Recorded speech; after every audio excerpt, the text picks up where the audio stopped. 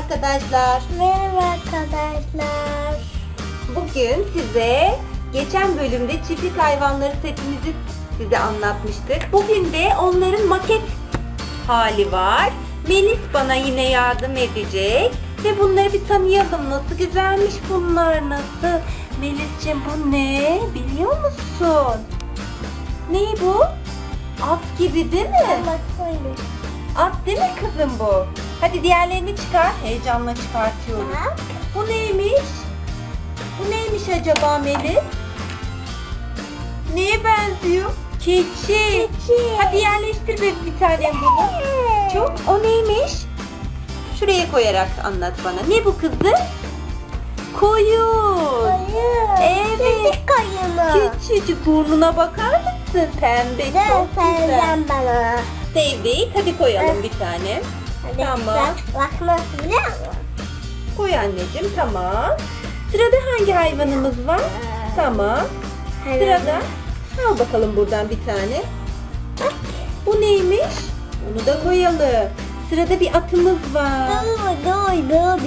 Tamam peki. Şimdi ay ne güzelmiş. Bu ne renk bir at Melis'ciğim? Sarı. Bir de siyah. Peki evet, sarı ve siyahlı. Bunun rengini biliyor musun? Koyunun rengini? Koyu. Koyunun rengi gri gibi. Evet. Peki bunu alalım. Siyah ve... Bu ne? Bu ne? Bu neymiş Melis'ciğim? At. Evet. Nasıl ses çıkarıyordu at? At nasıl ses çıkarıyordu?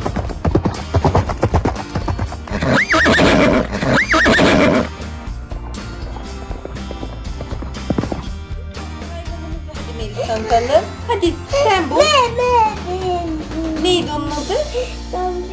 Hadi bakalım. Al istersen eline bir önce. Bu keçi. Yapıyor. Değil mi kızım?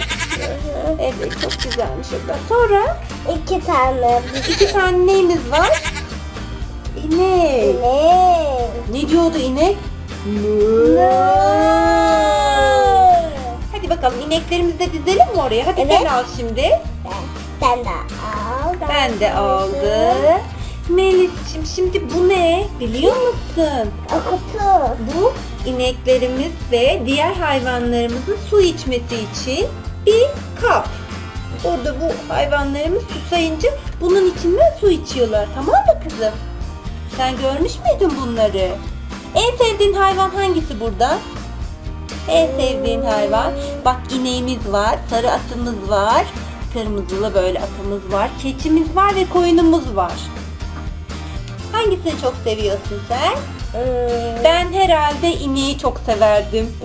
Sütü var onun. Ben de bunu severdim. Onun adı ne? Koyun. Koyunu severim. Evet.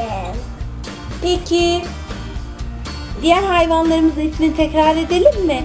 Bunun adı neydi? Hadi bil. Ben senin saçlarını nasıl yapıyordum? Keçi. Evet, bildin keçi. Bunun adı neydi? Atımız. Atı.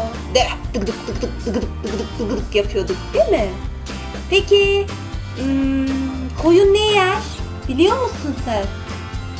Koyun ot yer. Saman yer. Peki atlar ne yer? Ben sana söyleyeyim mi, çok komik. Atlar şeker yiyor, biliyor muydun? Bak gel bir konuş onunla. Sen hangi şekerden istiyorsun bakalım? Söyle bakayım buna. Sana söyle bakalım. Evet, şeker seviyor. Peki inekler ne yiyor Melis'ciğim, onu biliyor musun? Susayınca böyle sularını içiyorlar. Böyle. Bunlar da ot ve saman yiyorlar. Peki inekten ne çıkıyordu? İnekten ne çıkıyordu? Süt. Biz süt içiyoruz ya, inekler getiriyor o sütleri bize, biliyor musun? Evet, peki. Tamam. İnekler burada su içsinler. Onlara sonra ot getirin. Peki bunun ne olduğunu biliyor musun Melis'ciğim? O inekleri. İneklerin evi diyebilir miyiz? Evet. İneklerin evi değil ki, orası ineklerin. Bahçeleri. Evet, çok güzel.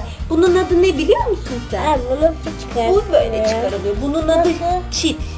Bu böyle çıkarılıyor. Şöyle Şöyle bir saniye hemen şöyle yapacağım. Çok sıkı gelmiş ya. Evet bu bir. Ben de yapacağım. Ama çok zor. Al bakalım bunu da sen yap. Uzat ellerini böyle. Evet. Şurada yap istersen. Arkadaşlar da görsün nasıl yaptığını. Şöyle tut bakalım anneciğim. Burasını da buraya getiriyorsun. Tık tık yapıyorsun. Sonra diğerini ver bana. Ben de bunu Hadi bakalım bunu da sen yap. Hayır, ters tarafına yaklaştır. Gel bakalım Ben böyle. de Hayır, ters oldu tatlım. dur. Evet. Ben kendim. Sen kendin yap. Bugünlük bu kadar diyelim mi arkadaşlarına?